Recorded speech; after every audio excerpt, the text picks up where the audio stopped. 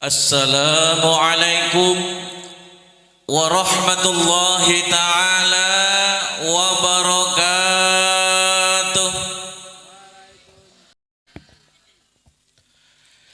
A'udzu billahi minasy syaithanir rajim. Bismillahirrahmanirrahim. Alhamdulillahilladzi أرسل سيدنا محمد صلى الله عليه وسلم رحمة للعالمين وفضل العلماء بإقامة الحجج الدين وأكرم الأولياء بظهور الكرامة الخوارق التي هي من معجزات سيد المرسلين وخص من شاء من أتباع ملته بالرقي إلى درجة العارفين والصلاة والسلام على سيد المرسلين وعلى آله وأصحابه السالكين على منهجه القويم أما بعد.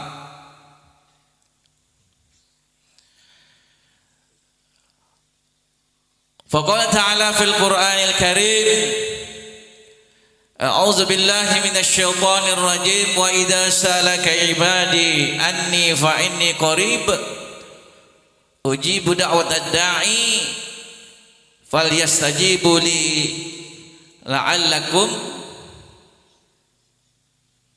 apa? Lali kula niki. Wa idza sa'alaka 'ibadi anni fa inni qarib ujibu da'watad da'i falyastajibu li la'allakum tahtadun. Lepetan salah nggih. Pertama-tama yang kami muliakan kepada seluruh para alim ulama, para kiai, para tokoh agama yang sempat hadir pada malam hari ini. Seterusnya yang kami hormati kepada seluruh pejabat pemerintah sipil maupun militer yang juga menyempatkan hadir pada malam hari ini, terkhusus kepada Bapak Camat kita atau yang mewakili Bapak Kepala Desa Lintas Utara dan Bapak Kepala Desa Nusantara Jaya. Alhamdulillah keduanya hadir.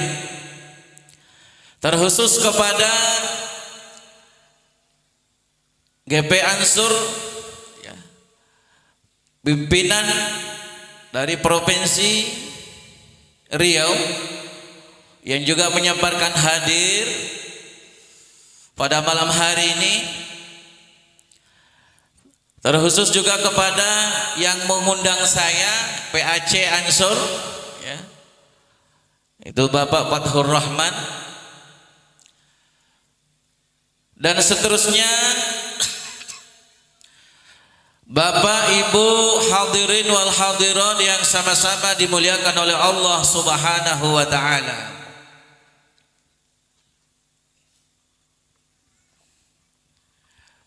Syukur alhamdulillah, di malam yang penuh berkah ini marilah kita sama-sama mengucapkan rasa syukur atas kehadiran Allah Subhanahu wa ta'ala, yang mana atas limpahan rahmatnya sehingga kita bisa hadir di sini dalam rangka menyambut atau memperingati 1 Muharram. Nggih, mboten napa-napa sekalian memperingati Asyura nggih. Pak. Mboten napa-napa sekalian memperingati hari Asyura. Nggih. Niki kan hari Jumat tadi 10 Muharram. Mungkin ibu-ibu banyak yang puasa ataupun bapak. Ibu-ibu ada yang puasa tadi? Semalam ya, semalam. Ada yang puasa 10 Muharram? Ada ya? Alhamdulillah. Salawat beriring salam, mari kita sama-sama mengagungkan kepada junjungan kita Nabi Muhammad sallallahu alaihi wasallam. Mudah-mudahan kita seringnya bersalawat kepada baginda Rasulullah sallallahu alaihi wasallam, kita semua akan diberikan keberkahan hidup, diberikan sa'adah fid dunya wal akhirah, dan lebih-lebih nanti akan kita diberikan syafaatnya di yaumil qiyamah. Amin Allahumma amin. Sebelum saya lebih jauh menyampaikan mau'izah saya pada malam hari ini, saya ingin berpesan kepada ibu, jangan pulang sebelum doa. Masih sanggup bu? Masih sanggup ya? Jangan pulang, karena keberkahan acara kita pada malam hari ini adalah di doanya ya. Insya Allah yang hadir, saya yakin dan percaya insya Allah mulai dari rumah apapun yang menjadi hajatnya akan dikabul oleh Allah Subhanahu wa taala. Amin Allahumma amin. Kenapa? Karena bulan Muharram ini termasuk bulan yang mustajabah, bulan yang penuh berkah ya. Bulan yang paling mulia setelah bulan Ramadan adalah bulan Muharram. Puasa yang paling afdol setelah bulan Ramadan adalah berpuasa di bulan Muharram. Ya, maka kita dianjurkan untuk memperbanyak amaliyah puasa pada bulan hari ini, pada bulan Muharram. Alhamdulillah, saya merasa banyak bersyukur yang tak terhingga kepada seluruh segenap yang hadir, terutama kepada GP Ansor ya, Banser, yang begitu menggebu-gebu untuk memperingati ya, hari atau bulan Muharram ini ya. Suatu kebanggaan. Saya senang sekali Bu Pak. Kenapa? Orang Islam sudah terbangun, sudah sadar bahwa sebenarnya yang perlu diperingati inilah tahun Hijriyah. Ya. Alhamdulillah kemarin Kota Baru juga mengadakan 1 Muharram. Ya.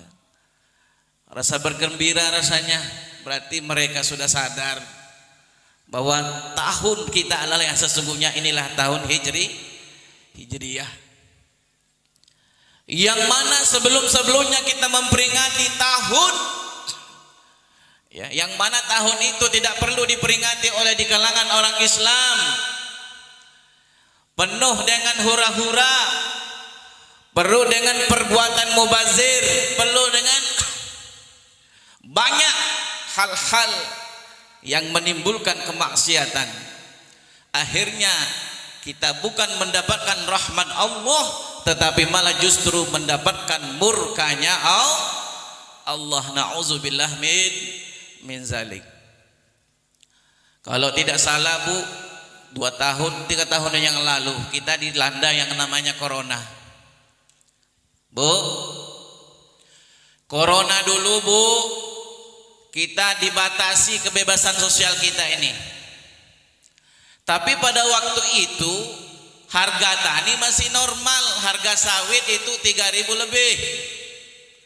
Pinang masih mahal, kelapa masih mahal. Ya. Sekarang sudah bebas. Tidak ada lagi yang dibatasi. Tapi harga tani yang anjlok. Harga pinang piro? Rongeu. Kelapa piro? 1.000, nggih. Sawit piro? 1.200. Ya. Yang mana kita dilanda setiap tahun yang namanya musibah. Tapi saya yakin dan percaya dengan kita mengadakan peringatan seperti ini, mudah-mudahan semua keadaan yang buruk akan menjadi baik. Ya. Mungkin itu balasan dari Allah Subhanahu wa taala dulu-dulunya. Kita tidak pernah peduli terhadap agama Islam, tidak peduli dengan syiar Islam. Hanya Allah turunkan azab secara merata. Ya Bu ya. Siapa yang bisa melawan? Siapa yang bisa merubah? Semua itu adalah kehendak Allah. Tapi alhamdulillah kayak cek mendingan teh enten hargane nggih. Sawit masih ada harganya, alhamdulillah. Cuma si nanggung niki si mondok ke anake, kuliah anake niku nanggung niku nggih. Pokoknya terasa tenan niku pokoknya. Apalagi kalau anak kuliah sampai 2 mengandalkan pinang, Masya Allah. Mari kita berdoa memohon kepada Allah. Mudah-mudahan di awal tahun baru hijrah ini, mari kita perbanyak muhasabah. Mudah-mudahan kita banyak mengoreksi diri, memperbanyak ampunan kepada Allah. Insya Allah, Allah akan bukakan pintu-pintu keberkahan. Ya. Di dalam kitab Jawahirul Ma'ani disebutkan, Izbi zikrihim tubtahu abwabus samawati wa tanzilur rahmatu. Ya. Ketika kita sebut kebaikannya para ulama, para kiai-kiai atau para wali-wali Allah, pada malam hari ini akan turun rahmat Allah.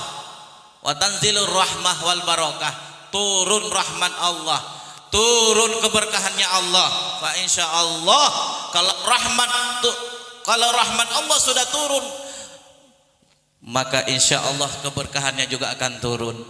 Ya Bu ya. Hidup ini tanpa ada suatu rahmat Allah tidak akan mampu kita bertahan.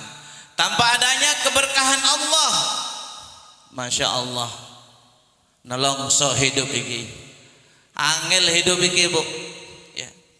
Makanya di bulan Muharram ini ada 5 amalan sangat dianjurkan untuk beramal.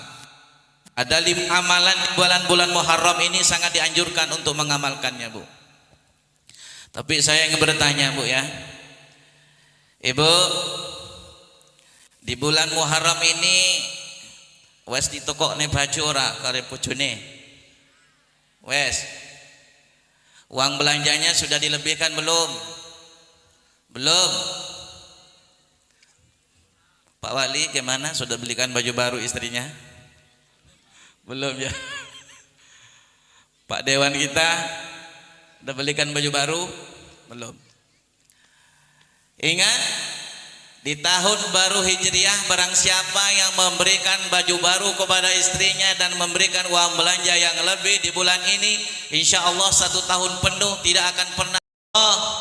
Siapa yang memuliakan istrinya di bulan ini, suaminya tidak akan pernah diberikan kesusahan di dalam mencari rezeki, mencari nafkah, insya Allah ya. Mumpung masih ada bulan-bulan Muharram, ayo amalkan ini, karena amaliyah ini merupakan amaliyah tuntunan para ulama ya. Bu, kalau suami lupa tolong ingatkan nanti Bu ya. Bu, janji Bu ya, kalau nanti pulang suami lupa diingatkan, nopo cari Pak Yai niku. Nggih, saestu niki. Hadirin wal hadirat yang sama-sama dimuliakan Subhanahu wa taala. Di bulan ini amalan yang paling mustajabah kita kerjakan adalah memperbanyak puasa seperti yang saya sampaikan tadi. Ya. Perbanyak amaliyah puasa. Rasulullah itu ya di bulan Muharram ini hampir dalam sebulan penuh dia melakukan ibadah puasa. Ya. Kenapa Bu? Sedikit-sedikit puasa, dikit-dikit puasa. Kenapa Bu? Pun ngerti mboten niki kampuhan poso? Pun ngerti? Ibu sudah ngerti belum? Barang siapa ibu yang suka berpuasa sunnah, ibu sering puasa sunnah, sering lapar perutnya, insya Allah anak yang di pondok berhasil di dalam menuntut ilmu. Insya Allah anak yang menghafal Quran diberikan berhasil khatam Al-Qurannya. lantaran dia sering berpuasa. Kalau gak ada tonggo bu, saya punya saudara, bukan kalau sebut, saya tidak sebut namanya, ya. Ibu ini semenjak dia gadis senang berpuasa sunnah, Senin Kamis. Dia punya putra 3, padahal bukan enten turunan Ustaz kia, bukan enten turunan. Wong biasa maun, suaminya aja tukang kerja kelapa, tapi anak ketiga-tiganya ini penghafal Al-Quran dan semuanya hafiz 30 juz. Lantaran senang berpuasa. Makanya di Darussalam ada istilah riyadhah, Pak. Di Darussalam niku riyadhah, enten riyadhah 11 hari, 21 hari, 41 hari. Ya. Riyadhah 11 hari itu riyadhahnya Nabi Yusuf. 21 hari riyadhahnya Nabi Ibrahim. 41 hari riyadhahnya Nabi Musa. Siapa yang menempuh jalan puasa akan cepat tercapai hajatnya. Apalagi yang mau nyalon, ya, saya anjurkan kalau bisa riyadhah. Insya Allah yang melihat itu naksir semuanya. Insya Allah harus banyak riyadhah Pak Wali, ya, poso, ampuh. Kenapa puasa itu sangat ampuh? Pernah ada orang yang meneliti ular kobra itu bisanya kan mematikan itu, Pak. Kenapa ular kobra itu sangat mematikan bisanya? Ternyata ular kobra itu dalam sebulannya hanya sekali makan saja. Makanya kalau ular kobra itu kalau mencatuk itu, ya, kalau lambat diatasi oleh dokter itu langsung mati. Kenapa? Darahnya langsung kental. Kenapa ampuh? Kenapa mulutnya sangat tajam dan ampuh?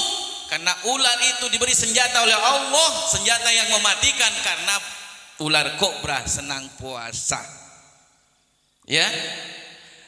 Kambing, kenapa kambing itu tidak berbisa mulutnya ketika menggigit, Pak? Kenapa tidak berbisa? Karena senengane mangan ae. Pagi, siang, sore, malam mangan aja pokoknya. Makanya kalau ada orang makan terus doanya tuh nggak manjur. Ya. Makanya Rasulullah diajarkan kita puasa Senin, Kamis, ada namanya puasa Sud, ada namanya puasa Bid.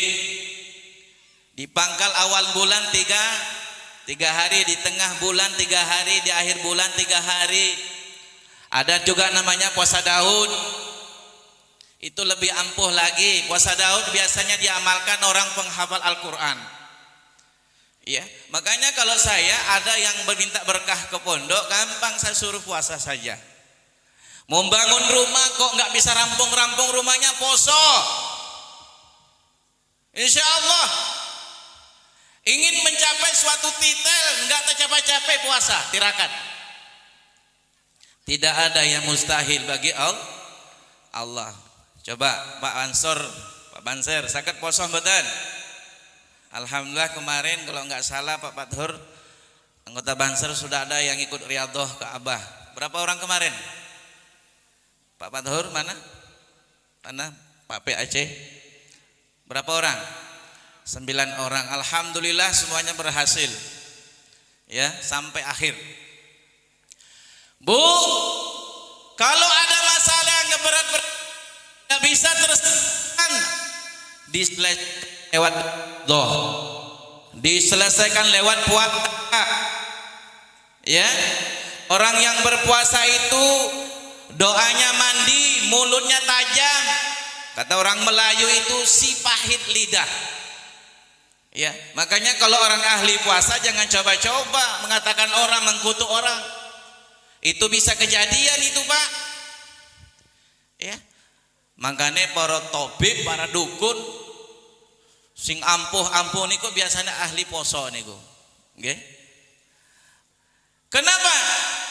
Ternyata orang yang puasa itu diberikan kelebihan oleh Allah Subhanahu wa taala. Kenapa doa kita kok masih mandek?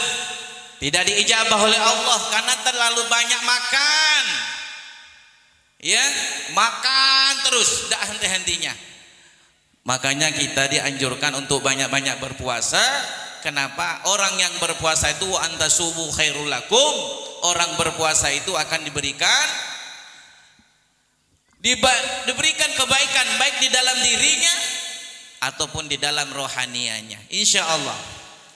Ya Bu ya. Janji Bu mau puasa. Ada yang belum puasa dalam Muharram? Ada yang belum? Ini mumpung masih ada sisa bulan Muharram, mari kita berpuasa. Insya Allah di Darussalam nanti hari Rabu mulai lagi riyadhahnya 11 hari. Ini sudah gelombang 5. Yang kedua, amalan yang paling mustajabah yang kita kerjakan di dalam bulan Muharram ini adalah memperbanyak bersedekah. Makanya kita di waktu memasuki bulan Asyura atau 10 Muharram, makanya Muharram ini biasanya orang Jawa ngarani bulan Muharram niku bulan Suro. Orang Jawa kan senangnya sing ujung-ujung mawon lagi, okay? Muhammad panggilnya Mat, okay? Napa malih? Tahlil, tahlilan, selamatan, selamatan, okay? Yasin, yasinan, niku. Artinya apa? Barang siapa yang memperbanyak sodakohnya pada bulan hari ini, pada bulan ini insya Allah akan dimudahkan rezekinya, terutama kepada keluarga terdekat, istri, anak dan kerabat dekat kita. Ayo. Makanya ada istilah kita makan bubur Asyura. Di sini sudah makan bubur Asyura? Sudah makan bubur Asyura? Belum? Sudah lewat waktunya. Aturannya tanggal hari Jumat kemarin. Kenapa kok ada bubur Asyura? Ini tentu ada sejarahnya. Karena bulan Asyura ini adalah bulan berduka. Bulan ini adalah bulan berduka, makanya kalau orang Jawa nggak kelem mantu. Ya, nggak mau mantu, nggak mau pindah rumah di bulan ini. Kenapa nggak mau? Bukan artinya bulan sial, bukan. Tetapi hormat bela sungkawa terhadap cucu-cucu Rasulullah sallallahu alaihi wasallam yang banyak terbunuh di Karbala. Hanya satu-satunya cucu Rasulullah yang bersisa itu adalah Sayyid Ali Zainal Abidin. Itulah yang bersisa. Sisanya habis di pateni. Makanya tragedi ini Said Husain dipenggal lehernya, ya. Terus diangkat kepalanya, diputar-putar sekeliling kota dan Madinah, menghinakan bahwa Said Husain adalah pemberontak. Kenapa terjadi tragedi ini? Kenapa terjadi gejolak? Ternyata ada kekuatan politik. Hati-hati Pak ya. Hati-hati, yang cenangnya politik itu kadang-kadang dia pada di depan baik tetapi di belakang sikut-sikutan. Ini masanya masih sangat dekat dengan Rasulullah. Kenapa kok sampai cucu Rasulullah dibunuh gara-gara politik? Ya. Sayyid Husain itu dibunuh karena Zaid bin Muawiyah takut akan dilengsarkan jabatannya. Makanya Gubernur Basrah diganti, diangkat gubernur baru yang namanya Ubaidillah bin Ziyad. Ya, nah Ubaidillah bin Ziyad inilah punya cara jelek untuk membunuh Sayyid Husain. Ya, sebenarnya Sayyid Husain ini tidak mau dia ke Kufa, tidak mau. Tapi karena ada undangan bahkan sampai 80.000 undangan mengundang Sayyid Husain bahwa siap untuk berbaiat kepada Sayyid Husain, melantik dia menjadi khalifah. Tapi banyak di kalangan sahabat berkata, Sayyid Husain tidak usah berangkat. Dulu bapakmu terbunuh, gara-gara orang ahli Kufah. Kenapa? Ahli Kufah itu pengkhianat orangnya. Ternyata dugaan para sahabat benar. Ya. Tetapi ingat, Said Husain ke sana bukan karena jabatan, bukan. Karena tidak senang kepada Zaid bin Muawiyah menjadi khalifah. Karena Zaid bin Muawiyah itu sangat dia orang fasik. Dia angkat menjadi khalifah tanpa sepengetahuan pada seluruh para sahabat, diangkat oleh bapaknya sendiri. Padahal sahabat Muawiyah adalah sahabat Rasulullah. Sahabat Rasulullah. Ingat, sahabat itu juga pernah salah, pernah khilaf. Kesalahannya di mana? Mengangkat putranya menjadi khalifah tanpa sepengetahuan para sahabat. Akhirnya terjadilah tragedi pembunuhan berdarah. Berani-beraninya membunuh cucu Rasulullah sallallahu alaihi wasallam. Makanya di bulan ini bela sungkawa karena kita telah bersedih begitu banyak cucu Rasulullah terbunuh. Yang membunuh siapa? Itulah orang Salim Allahumma salli ala Muhammad ya Rabbi salli alaihi wasallim Allahumma salli ala Muhammad ya Rabbi salli alaihi wasallim. Monggo Bu. Allahumma sholli ala Muhammad ya Rabbi sholli alaihi wasallim. Allahumma sholli ala Muhammad ya Rabbi sholli alaihi wasallim. Rabbi fanfa'na bi barakatihim wa dinal husna bi hurmatihim. Rabbi fanfa'na bi barakatihim wa dinal husna bi hurmatihim. Monggo Basir. Allahumma sholli ala Muhammad ya Rabbi sholli alaihi wasallim. Allahumma sholli ala Muhammad ya Rabbi sholli alaihi wasallim. Allahumma sholli ala Muhammad ya Rabbi sholli alaihi wasallim. Allahumma sholli wa sallim wa barik alaihi wa ala alihi. Hadirin wal hadirat yang sama-sama dimuliakan oleh Allah Subhanahu wa taala. Sedikit lagi Bu ya. Amalan yang paling mustajabah yang kita kerjakan, pertama tadi puasa, yang kedua banyak-banyak sedekah, terutama kepada keluarga, anak dan kerabat dekat atau orang tua kita. Ya. Yang ketiga, amalan yang paling mustajabah kita kerjakan pada bulan ini, perbanyaklah berzikir kepada Allah. Utamanya banyak-banyak membaca istighfar. Kita harus banyak istighfar.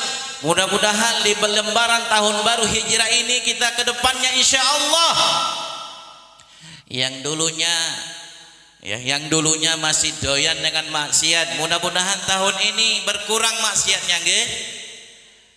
Nggih. Mudah-mudahan di tahun kemarinnya sholatnya masih bolong-bolong, mudah-mudahan tahun ini kita makin sregep sholatnya nggih. Nggih. Ya. Ibu. Ibu. Masih sering bolong sholatnya? Sholat subuhnya masih sering bolong? Enggak, alhamdulillah. Suaminya masih sering bolong? Masih digugah bojone niku. Dibangunkan suaminya, "Mas, tangi salat." Lek boten purun tangi, ping telu ditangiaken boten purun, diwacake innalillahi wa inna ilaihi rajiun. Kalau kok guyu ya, jangan tinggalkan sholat. Kita ini tidak ada yang tahu umur kita kapan. Pak Samsul Ma'arif berapa umurnya? 45. 63 kurangi 45 berapa? Berapa tahun? 18 tahun lagi. Lek niku itbak Kanjeng Nabi nggih. Jenengan pinten umure, Pak? 25.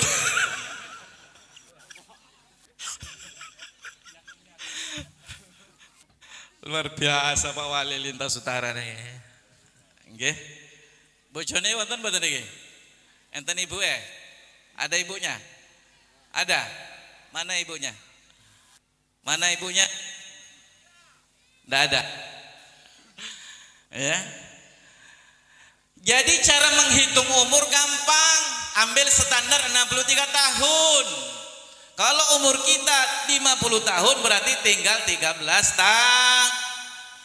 Itu pun kalau sampai. Makanya jangan malas sholat. Karena sholat itulah pembela kita di dalam kubur nanti. Semua amal ibadah tertolak kalau tidak melaksanakan sholat. Ya, Pak, gimana kalau ahli sedekah nggak sholat? Sodakohnya diterima, tetapi nanti di hari kemudian pahala sedekah itu tidak bisa diambil karena kuncinya nggak enak. Ibarat dalam suatu lemari kuncinya itu adalah sholat. Dan semua yang ada di dalam lemari itulah amal sunnah kita yang kita kerjakan selama ini. Makanya hati-hati, sholat harus dijaga, jangan sampai bolong. Sesibuk apapun, karena ibadah sholat ini tidak ada uzurnya. Tak sama dengan puasa. Puasa kalau kita sakit boleh tidak puasa, boleh diganti hari lain. Tapi kalau sholat sakit tetap sholat. Diimpus tetap sholat.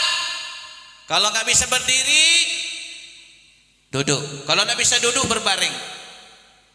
Ya, tidak ada uzurnya sholat.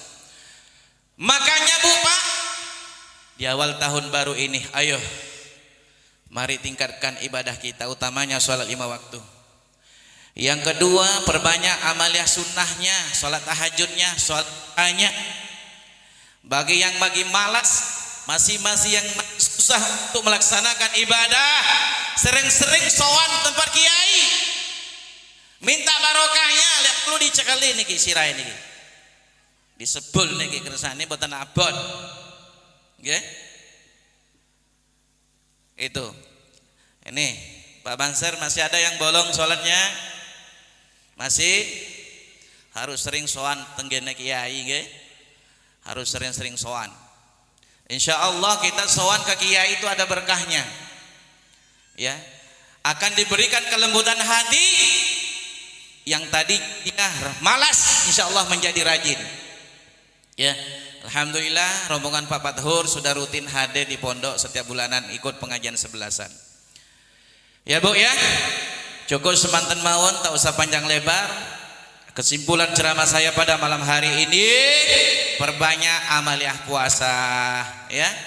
Mau puasa Senin Kamis, mau puasa yang lain juga boleh. atau mau puasa fisabilillah yang saya sebutkan tadi, puasa 11 hari 21 atau 41. Waduh Pak Ustadz, repotnya minta ampun. Ingat, orang yang sering lapar akan mudah tercapai segala hajatnya. Doa-doanya akan mudah diangkat oleh Allah Subhanahu wa ta'ala. Kenapa? Karena puasa itu adalah thariqahnya para aulia, thariqahnya para orang-orang sufi. Makanya kalau ingin cepat mendapat derajat di sisi Allah Subhanahu wa ta'ala, harus sering-sering perutnya lapar. Nggih? Perutnya sering ngewa. Yang kedua, perbanyak amaliyah sedekah, utama terhadap keluarga dekat kita. Yang ketiga, apa tadi? Perbanyak berzikir.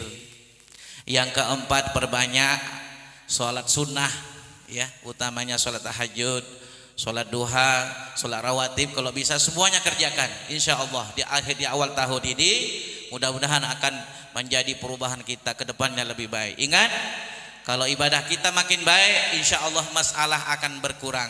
Insya Allah. Kalau ibadah kita udah baik, insya Allah masalah akan berkurang.